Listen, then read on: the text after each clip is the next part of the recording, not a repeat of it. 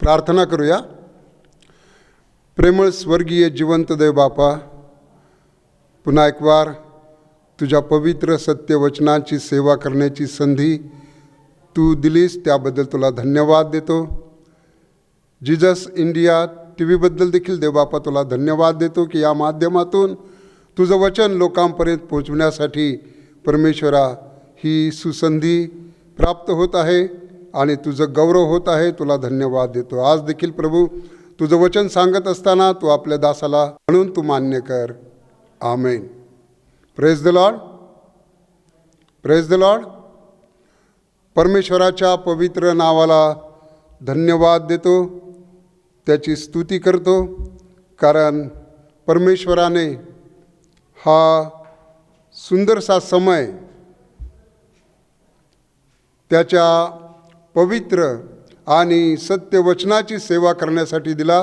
त्याबद्दल मी देवाला धन्यवाद देतो, देवाचे आभार आणि उपकार मानतो. आपण थोडा वेळ परमेश्वराच्या पवित्र आणि सत्य वचनावरती चिंतन मनन करूया आणि देवबाप आज आपल्याला काय मार्गदर्शन करत आहे, देवाची इच्छा काय आहे, देवाचं वचन आपल्याला काय सांगत आहे, हे आपण थोडक्या वेळामध्ये पाहण्याचा प्रयत्न करू. नुकतंच नवीन वर्ष सुरू झालेलं आहे. 15 दिवस जवळजवळ होऊन गेलेले आहेत आणि नवीन वर्षाच्या संदर्भामध्ये विचार करत असताना आपल्याला असं दिसून येतं की अनेक लोक, ख्रिस्ती लोक, ख्रिस्तेतर लोक काहीतरी निश्चय करतात की मी या वर्षामध्ये असं करणार आहे, अमुक अमुक एखादी गोष्ट करणार आहे, अमुक एखादी गोष्ट करणार नाही वगैरे निश्चय करतात किंवा संकल्प करतात. आणि खरोखर ही चांगली गोष्ट आहे की काहीतरी संकल्प केला पाहिजे, काहीतरी निश्चय केला पाहिजे, काहीतरी ठरवलं गेलं पाहिजे आणि ते पूर्ण केलं गेलं पाहिजे. ही अतिशय चांगली गोष्ट आहे. तर बऱ्याच लोकांनी, समोर बसलेल्या मंडळीतील अनेकांनी, प्रियजनांनी वेगवेगळे निश्चय केले असतील, परंतु आज मी आपणाला देवाच्या वचनामधून सांगू इच्छितो की जो निश्चय देवाचा सेवक एज्रा याने केलेला आहे किंवा जो संकल्प त्याने केलेला आहे त्याबद्दल आपण थोडा वेळ विचार करूया. एज्राचं पुस्तक याचा 7वा अध्याय, एज्राचं पुस्तक याचा 7वा अध्याय आणि 10वं वचन मी आपल्यासाठी वाचतो. परमेश्वराच्या नियमशास्त्राचे अध्ययन करून त्याप्रमाणे चालण्याचा आणि इस्रायलास त्यातले नियम व निर्णय शिकविण्याचा एज्राचा कृत संकल्प झाला होता. प्रभू परमेश्वर वाचलेलं वचन आपल्यासाठी आशीर्वादाचं करो. या वचनामध्ये देवाचा सेवक एज्रा याचा संकल्प, याचा निश्चय आम्हाला पाहायला मिळतो आणि या 10व्या वचनामध्ये त्याने केलेल्या निश्चयामध्ये आम्हाला 3 गोष्टी पाहायला मिळतात.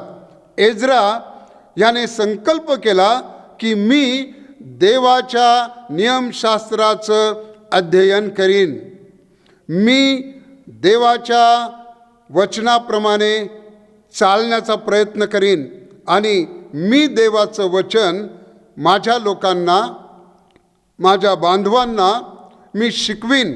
अशा प्रकारे एक चांगला निश्चय आम्हाला या ठिकाणी पाहायला मिळतो.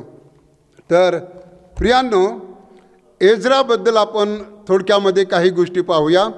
एज्रा हा अहरोनाच्या कुळातला, अहरोनापासून 17व्या नंबरचा हा पुरुष आणि हा लेवीय वंशातला किंवा अहरोनाच्या कुळातला असल्यामुळं तो याजक झाला किंवा तो याजक होता आणि त्याचबरोबर तो शास्त्री देखील होता. शास्त्री म्हणजे नियमशास्त्राच्या प्रती लिहिणारा असा हा शास्त्री आणि याजक एज्रा याने संकल्प केला की मी देवाच्या वचनाचा अभ्यास करीन, देवाच्या वचनाचं अध्ययन करीन. वास्तविक पाहता एज्राबद्दल आम्हाला वचन 6, 7व्या अध्यायातील वचन 6, 11, 12 आणि 21 या 4 वचनामध्ये एज्राबद्दल असं लिहिलेलं आहे की एज्रा हा परमेश्वराच्या नियमशास्त्रामध्ये पारंगत असा मनुष्य होता, पारंगत शास्त्री होता, पारंगत याजक होता परमेश्वराच्या नियमशास्त्रामध्ये. आणि विशेष महत्त्वाची गोष्ट म्हणजे तो स्वतः सांगत नव्हता की मी पारंगत आहे किंवा मी यामध्ये निपुण आहे, मी एक्सपर्ट आहे, असं तो स्वतः सांगत नव्हता. तर एज्रा परमेश्वराच्या नियमशास्त्रामध्ये पारंगत आहे हे इतरांच्या निदर्शनास आलेलं होतं. विशेषतः जो राजा आहे, आम्ही 7व्या अध्यायामध्ये जर वाचलं तर त्यामध्ये आपल्याला पाहायला मिळतं की राजा एज्राबद्दल साक्ष देत आहे की एज्रा याजक हा परमेश्वराच्या शास्त्रामध्ये हा निपुण आहे, हा पारंगत आहे. अशा प्रकारे एज्राबद्दल साक्ष आम्हाला पाहायला मिळते. आणि खरोखर ही आनंदाची गोष्ट आहे की जो मनुष्य, जो याजक किंवा आपण आता पाळक म्हणूया, जो पाळक देवाच्या वचनामध्ये पारंगत आहे, निपुण आहे, त्याला देखील असं वाटलं की मला निश्चय केला पाहिजे की मी देवाच्या वचनाचा अभ्यास करीन. प्रियांनो, किती अद्भुत गोष्ट आहे. आजकाल जर एखादा पाळक किंवा एखाद्या पाळकाबद्दल जर लोकांनी सांगितले की हा अमुक अमुक एक्सपर्ट आहे बरं का, देवाच्या वचनामध्ये पारंगत आहे, तर मला वाटतं थोडंसं त्याची जरा छाती फुगून येईल, कॉलर टाईट होईल आणि तो म्हणेल की मी पारंगत आहे, मला सर्व माहीत आहे वगैरे वगैरे. परंतु हा एज्रा पारंगत असताना त्याने संकल्प केला की मला देवाच्या वचनाचा अभ्यास केला पाहिजे, देवाच्या वचनाचं अध्ययन केलं पाहिजे. आणि निश्चयाबरोबरच एक आणखी महत्त्वाची गोष्ट आम्हाला वचनामध्ये पाहायला मिळते. 9वं वचन आपण वाचूया. एज्रा 7वा अध्याय आणि 9वं वचन. यामध्ये असं लिहिलं आहे की पहिल्या महिन्याच्या प्रतिपदेस तो बाबेलाहून निघाला. पहिल्या महिन्याच्या प्रतिपदेस तो बाबेलाहून निघाला. बाबेल हे दास्यत्वाचं ठिकाण, बाबेल हे गुलामगिरीचं ठिकाण, बाबेल हे बंधनाचं ठिकाण. परंतु त्याबद्दल असं लिहिलं आहे की पहिल्या महिन्याच्या प्रतिपदेस. Praise the Lord. कधी? बोला. पहिल्या महिन्याच्या प्रतिपदेस. म्हणजे कदाचित नवीन वर्षाला सुरुवात झालेली असेल, नवीन वर्षाचा पहिला महिना असेल आणि पहिल्या महिन्याची प्रतिपदा म्हणजे पहिल्या महिन्याचा पहिला दिवस. आणि या दिवशी तो बाबेलाहून निघाला, गुलामगिरीतून निघाला, बंधनामधून निघाला, दास्यत्वामधून निघाला. किती अद्भुत गोष्ट आहे प्रियांनो. आपल्याला विचार करायचा आहे की नवीन वर्षाला सुरुवात होऊन आता 15 दिवस होऊन गेलेत, परंतु नवीन वर्षाच्या प्रतिपदेला पहिल्या दिवशी, पहिल्या महिन्याच्या पहिल्या दिवशी मी गुलामगिरीमधून निघालेलो आहे काय, मी बंधनामधून निघालेलो आहे काय, मी दास्यत्वामधून निघालेलो आहे काय. कारण अनेक लोक काहीतरी व्यसनाच्या बंधनामध्ये, गुप्त पापाच्या बंधनामध्ये, काहीतरी गुलामगिरीमध्ये आहेत, दास्यत्वामध्ये आहेत आणि त्यामधून निघणं गरजेचं आहे. एज्रा पहिल्या महिन्याच्या प्रतिपदेस तो बाबेलाहून निघाला आणि त्याने संकल्प केला की मी देवाच्या वचनाचा अभ्यास करीन. प्रियांनो, देवाच्या वचनाचा अभ्यास करणं अतिशय महत्त्वाची गोष्ट आहे. कारण का हल्ली आपण पाहतो वेगवेगळे लोक वेगवेगळे शिक्षण देतात, वेगवेगळे त्यांचं तत्त्वज्ञान सांगतात. पवित्र शास्त्रामधूनच वचनाला जरा थोडं वाकडं तिकडं किंवा सोयीस्कर करून त्याचा अर्थ आम्हाला सांगतात. खरा अर्थ बाजूला राहतो परंतु अशा प्रकारे चुकीचं शिक्षण किंवा खोटं शिक्षण किंवा शास्त्राला आणि त्या वचनाला धरून नसणारं शिक्षण दिलं जात आहे. आणि म्हणून एक ख्रिस्ती विश्वासणाऱ्या या नात्यानं आम्हाला वचनाचा अभ्यास करणं गरजेचं आहे. चांगल्या प्रकारे वचन माहीत असणं गरजेचं आहे. आम्हाला त्याची जाण असणं गरजेचं आहे. कारण हे खोटं शिक्षण किंवा चुकीचं शिक्षण नवीन दररोज असे शिक्षक उदयास येत आहेत. आणि म्हणून आम्हाला वचन चांगल्या प्रकारे माहीत असणं गरजेचं आहे. एक वचन आपण वाचूया. यशायाच्या पुस्तकामध्ये काय म्हटलेलं आहे आपण पाहूया.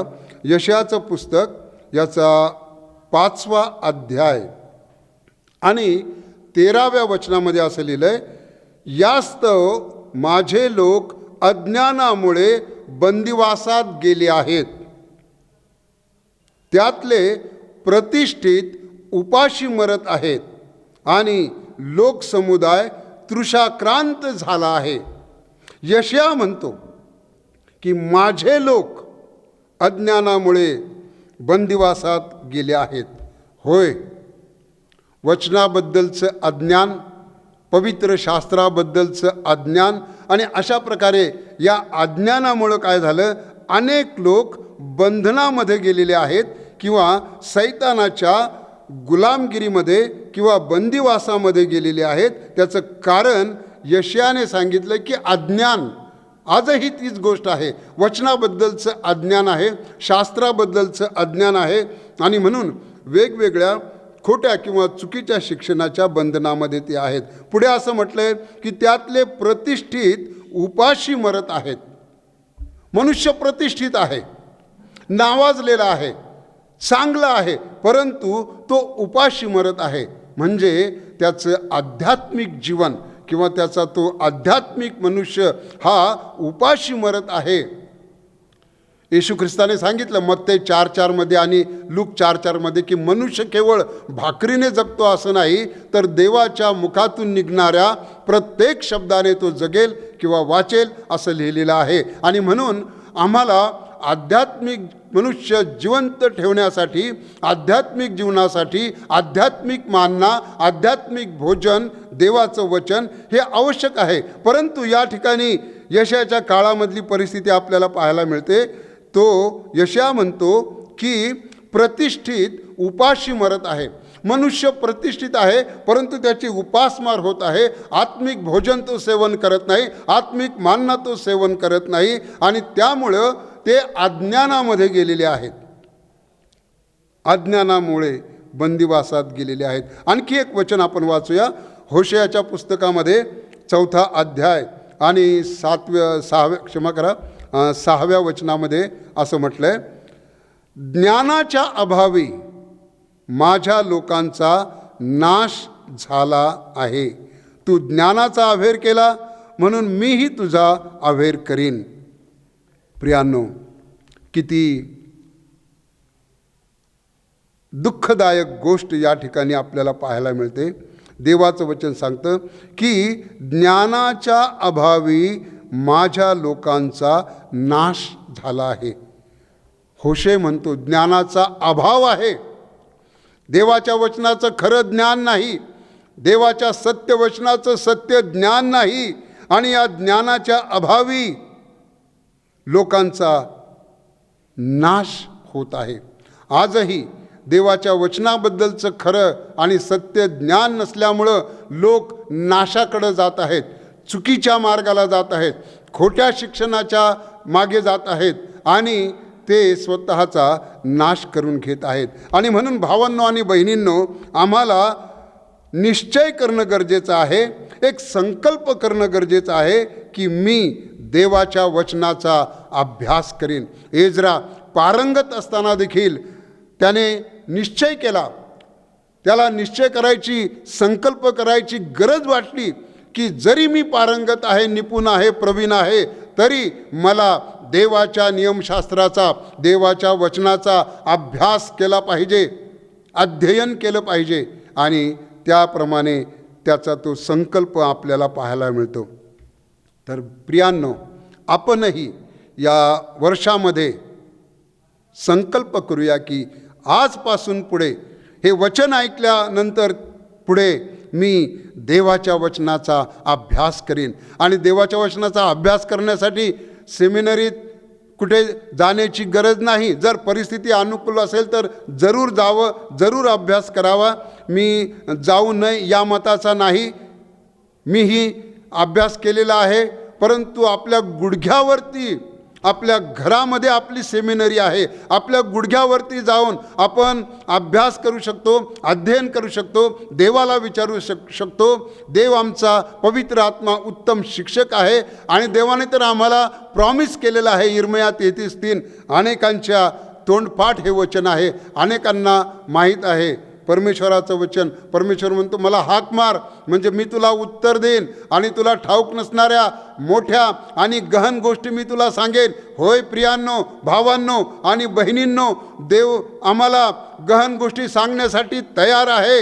हाक मारण्यासाठी आम्ही तयार असावं, आम्ही वेळ द्यावा, ही देवाची इच्छा आहे. आणि म्हणून आपण देवाला विचारूया, कारण देव जो पवित्र आत्मा संपूर्ण शास्त्राचा लेखक आहे. आणि ज्यावेळेस आम्ही मूळ लेखकाला विचारतो त्यावेळेस योग्य उत्तर आम्हाला प्राप्त होतं. तर असो आपण निश्चय करू, संकल्प करू की मी देवाच्या वचनाचा अभ्यास करीन. त्यानंतर दुसरी गोष्ट आम्हाला पाहायला मिळते एजराच्या संकल्पामधली, की देवाच्या वचनाप्रमाणे मी चालण्याचा प्रयत्न करीन. देवाच्या वचनाप्रमाणे चालण्याचा मी प्रयत्न करीन.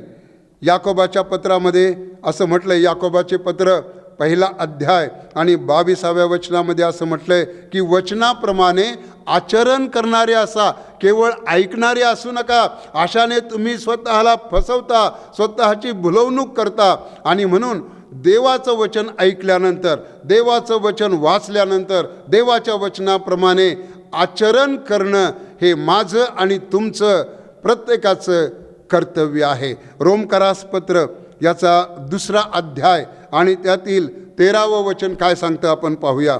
नियमशास्त्र श्रवण करणारे देवाच्या दृष्टीने नीतिमान आहेत असे नाही, तर नियमशास्त्राप्रमाणे आचरण करणारे नीतिमान ठरतील. Praise the Lord. केवळ ऐकणं पुरेसं नाही प्रियांनो. स्पष्ट रीतीने आम्हाला देवाचं वचन सांगतं की नीतिमान कोण आहेत, तर देवाच्या वचनाप्रमाणे आचरण करणारे नीतिमान ठरतील. केवळ श्रवण करणारे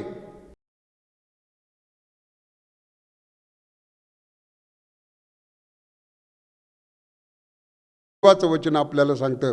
देवाने आम्हाला 2 श्रवणेंद्रिय कान दिलेले आहेत आणि म्हणून आम्हाला देवाचं वचन श्रवण करून त्याप्रमाणे आचरण करायचं आहे, त्याप्रमाणे चालण्याचा प्रयत्न करायचा आहे. एक लक्षात घ्या, मी तुम्हाला एक सत्य गोष्ट सांगतो की परिपूर्ण कोणीही नाही. देवाच्या वचनामध्ये परिपूर्ण कोणीही नाही, परंतु तुम्हाला आणि मला ती परिपूर्णता मिळविण्याचा प्रयत्न करायचा आहे. त्या परिपूर्णतेकडे जाण्याचा प्रयत्न करायचा आहे. पूर्णत्वाप्रत जाण्याचा तुम्हाला आणि मला प्रयत्न करायचा आहे.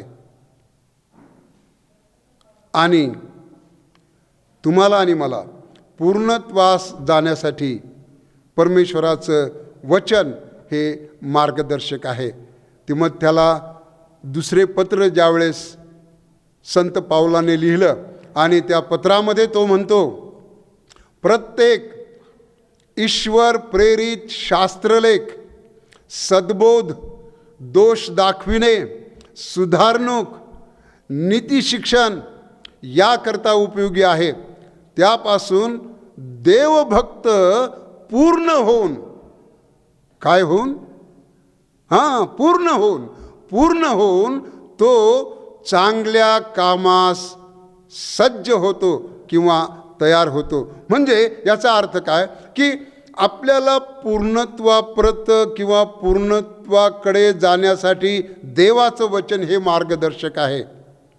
आणि म्हणून स्तोत्रकर्ता काय म्हणतो की तुझं वचन माझ्या पावलाकरता दिवा आणि माझ्या मार्गावरती प्रकाश असं आहे. होय, हे देवाचं वचन प्रकाश टाकणारं आहे. आमचे नेत्र प्रकाशित, अंतःकरण प्रकाशित करणारं असं हे देवाचं वचन आहे. आणि म्हणून आम्हाला देवाच्या वचनाप्रमाणे आचरण करणं ही महत्त्वाची गोष्ट आहे. एज्राने निश्चय केला, संकल्प केला की मी देवाच्या वचनाचा अभ्यास करीन, अध्ययन करीन आणि जे काही देवाने मला शिकवलं, जो काही मी अभ्यास केला, जे काही मी वाचलं, जे काही मी ऐकलं, त्याप्रमाणे आचरण करण्याचा, चालण्याचा म्हणजे आचरण करण्याचा मी प्रयत्न करीन. किती सुंदर गोष्ट आहे. आपल्याला एज्राच्याच पुस्तकामध्ये 26व्या वचनामध्ये एक विशेष गोष्ट पाहायला मिळते. या ठिकाणी असं लिहिलं, एज्रा 7वा अध्याय आणि 26वं वचन, जे कोणी तुझ्या देवाच्या धर्मशास्त्राप्रमाणे आणि राजाच्या कायद्याप्रमाणे वागणार नाहीत त्यास ताबडतोब शासन करावे. प्राणदंड, हद्दपारी, मालमत्तेची जप्ती अथवा कैद यातील कोणतीही शिक्षा त्यास करावी. पहा किती कडक नियम त्यावेळेस होता की धर्मशास्त्राप्रमाणे, देवाच्या धर्मशास्त्राप्रमाणे आणि राजाच्या कायद्याप्रमाणे जर कोणी वागणार नाही, त्याप्रमाणे चालणार नाही, चालण्याचा आचरण करण्याचा प्रयत्न करणार नाही, तर त्याला शासन सांगितलेलं आहे. काय शासन? प्राणदंड, हद्दपारी, मालमत्तेची जप्ती अथवा कैद या किंवा यातील कोणतंही. होय प्रियांनो, त्या काळामध्ये अशा प्रकारे ही शासन किंवा ही शिक्षा केली जात होती किंवा ठरविलेली होती. आपल्याला तसं शासन किंवा शिक्षा काय अशी ठरवण्यात आली नाही, परंतु आपण तो प्रयत्न करावा ही देवाची इच्छा आहे. प्रियांनो, आपण संकल्प करूया या नवीन वर्षामध्ये की या नवीन वर्षामध्ये 2020 या 2020मध्ये मी देवाच्या वचनाचा अभ्यास करीन आणि देवाच्या वचनाप्रमाणे चालण्याचा काय करीन? प्रयत्न करीन, प्रयत्न करीन. हो, या ठिकाणी बसलेले काही भाऊ म्हणतात मी प्रयत्न करीन, बहिणी म्हणतात मी प्रयत्न करीन. प्रेज द लॉर्ड, चांगली गोष्ट आहे. चांगला संकल्प तुम्ही करत आहात, चांगला निश्चय तुम्ही करत आहात. तिसरी गोष्ट, वचन वाचतो मी परत. परमेश्वराच्या नियमशास्त्राचे अध्ययन करून त्याप्रमाणे चालण्याचा आणि इस्रायलास त्यातले नियम व निर्णय शिकविण्याचा एज्राचा कृतसंकल्प झाला होता. पहिली गोष्ट आपण पाहिली की एज्राने संकल्प केला की मी देवाच्या वचनाचा अभ्यास करीन, अध्ययन करीन. नंबर 2, दुसरी गोष्ट त्याने संकल्प केला की मी देवाच्या वचनाप्रमाणे आचरण करण्याचा किंवा चालण्याचा प्रयत्न करीन. आणि आता तिसरी गोष्ट त्याच्या संकल्पामध्ये आम्हाला पाहायला मिळते, निश्चयामध्ये पाहायला मिळते की मी देवाचं वचन इस्रायलास म्हणजे माझ्या बांधवास, माझ्या लोकास मी शिकवीन. प्रियांनो, किती अद्भुत गोष्ट आहे, किती चांगला हा संकल्प. ज्यावेळेस मी वाचला तर खरोखर मला वाटलं की हा माझ्यासाठी संकल्प आहे की मी देवाच्या वचनाचा प्रथम अभ्यास करीन, देवाच्या वचनाप्रमाणे चालण्याचा प्रथम मी प्रयत्न करीन आणि देवाचं वचन मी माझ्या लोकांना शिकवीन. आणि म्हणूनच आज मी आपल्यासमोर उभा आहे. मी शिकवण्याचा प्रयत्न करत आहे आणि सांगण्याचा प्रयत्न करत आहे. देवबाप मला सहाय्य करो. तर या ठिकाणी आपल्याला पाहायला मिळतं की एज्राने निश्चय केला की जे मी शिकलो, जे देवाने मला शिकवलं, जे वचनामधून मला शिकायला मिळालं ते मी माझ्यापुरतं मर्यादित ठेवणार नाही किंवा मी ते दाबून दडपून ठेवणार नाही, तर ते मी माझ्या लोकांना, माझ्या बांधवास, माझ्या इस्रायल लोकास मी शिकवीन. प्रियांनो, अगोदर शिकणं गरजेचं आहे आणि मग शिकविणं गरजेचं आहे. इब्री लोकाच्या पत्रामध्ये काय म्हटलं आहे की आत्तापर्यंत 5वा अध्याय आणि 12वं वचन जर आपण वाचलं तर त्या ठिकाणी म्हटलं आहे की तुम्ही आत्तापर्यंत शिक्षक व्हायला पाहिजे होता, परंतु तुम्हालाच कोणीतरी आई मुळाक्षरे ABCD शिकविण्याची गरज आहे. प्रियांनो, अनेक वर्ष झाले आपण ख्रिस्ती आहोत, अनेक वर्ष झाले आपण चर्चला जातो, अनेक वर्ष झाले आपण बायबल वाचतो, तर आपण जे आपण शिकलेलो आहोत ते आपल्यापुरतं मर्यादित न ठेवता आपण शिकविण्याचा, इतरांना सांगण्याचा आपण प्रयत्न करू. हां, याकोबाने असंही म्हटलं की तुम्ही सगळेच शिक्षक होऊ नका. त्याचा अर्थ वेगळा आहे, वेगळ्या दृष्टिकोनातून त्याने म्हटलेला आहे, परंतु आपण जे आपल्याला देवाने शिकवलं ते आपण शिकविण्याचा प्रयत्न करू. कारण ख्रिस्ताची अखेरची आज्ञा आहे, तुम्ही लोकांस शिष्य करा आणि मी जे आज्ञा पिले आहे ते तुम्ही त्यांना शिकवा आणि त्यांना पिता पुत्र पवित्र आत्म्याच्या नावाने बाप्तिस्मा द्या वगैरे. तर प्रियांनो, आपल्याला, मला आणि तुम्हाला या नवीन वर्षामध्ये हा संकल्प अतिशय चांगला संकल्प आहे. आहे की नाही चांगला? हो, प्रेज द लॉर्ड. हा चांगला संकल्प आहे की मी देवाच्या वचनाचा अभ्यास करीन, त्याचं अध्ययन करीन. कारण देवाच्या वचनाचा अभ्यास किंवा देवाच्या वचनाचं वाचन, चिंतन, मनन करणं ही फार महत्त्वाची आणि चांगली गोष्ट आहे. स्तोत्र 1 स्तोत्रकर्ता काय म्हणतो? धन्य तो पुरुष, मी नंतरचं सांगत आहे, धन्य तो पुरुष जो परमेश्वराच्या शास्त्रात रमतो आणि त्याच्या शास्त्राचं अहोरात्र मनन करतो, तो धन्य आहे.